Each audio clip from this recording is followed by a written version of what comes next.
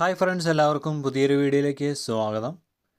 അപ്പോൾ ഇന്നത്തെ വീഡിയോയിലൂടെ ട്രോണിക്സ് ആപ്പിൽ നിന്നും ട്രോൺ ബാലൻസ് എങ്ങനെ വിഡ്രോ ചെയ്യാമെന്നാണ് ഇന്നത്തെ വീഡിയോയിലൂടെ പറയുന്നത്. കഴിഞ്ഞ വീഡിയോയിൽ ഞാൻ ഷിപ്പ് ബാലൻസ് എങ്ങനെ വിഡ്രോ ചെയ്യാമെന്ന് കാണിച്ചു തന്നിരുന്നു. അപ്പോൾ ഇന്ന് ട്രോൺ ബാലൻസ് എങ്ങനെ വിഡ്രോ ചെയ്യാമെന്ന് നമുക്ക് നോക്കാം. അപ്പോൾ ട്രോൺ ബാലൻസ് അവിടെ സെൻഡ് എന്ന് പറഞ്ഞ ഓപ്ഷൻ എടുക്കുമ്പോൾ 20 ട്രോൺ ബാലൻസ് ആകുമ്പോഴാണ് നമുക്ക് വിഡ്രോ ചെയ്യാൻ സാധിക്കുന്നത്. ഇനി നമ്മൾ നേരെ ഇപ്പോൾ ഞാൻ ബിറ്റ്ഗെറ്റ് ആപ്ലിക്കേഷനാണ് ഉപയോഗിക്കുന്നത്. അതുവഴിയാണ് ട്രോൺ ബാലൻസ് വിഡ്രോ ചെയ്യുന്നത്. പിന്നെ നമുക്ക് നേരെ ബിറ്റ്ഗെറ്റിലേക്ക് പോകാം.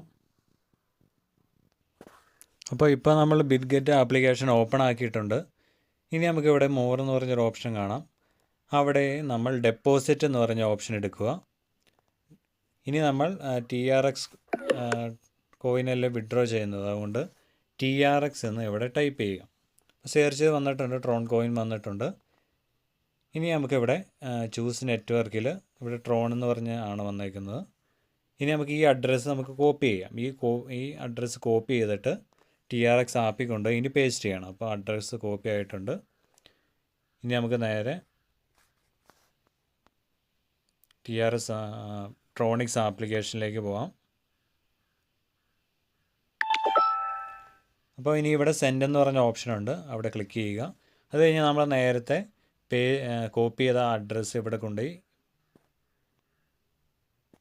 ഇവിടെ പേസ്റ്റ് ചെയ്യുക.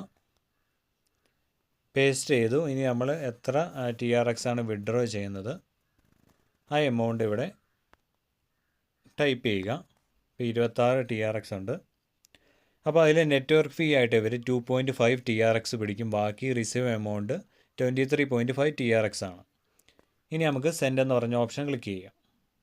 അപ്പോൾ പ്രോസസ്സിങ് ആയിട്ടുണ്ട്. അപ്പോൾ നമ്മുടെ ട്രോൺ ബാലൻസ് ഇവിടെ 0 ആയിട്ട് ഇപ്പോൾ കാണാൻ സാധിക്കും. നമ്മുടെ ട്രോൺ ബാലൻസ് അതിലേക്ക് പോയിട്ടുണ്ട്. ഇനി കുറച്ച് സമയത്തിനുള്ളിൽ നമുക്ക് അതിൽ ക്രെഡിറ്റ് ആവുമെന്ന് കാണാൻ സാധിക്കും. അപ്പോൾ ഇങ്ങനെയാണ് ട്രോൺ ബാലൻസ് നമ്മൾ വിഡ്രോ ചെയ്യുന്നത്. അപ്പോൾ എല്ലാവർക്കും മനസ്സിലായെന്ന് വിചാരിക്കുന്നു. അപ്പോൾ ബൈ ഫ്രണ്ട്സ്.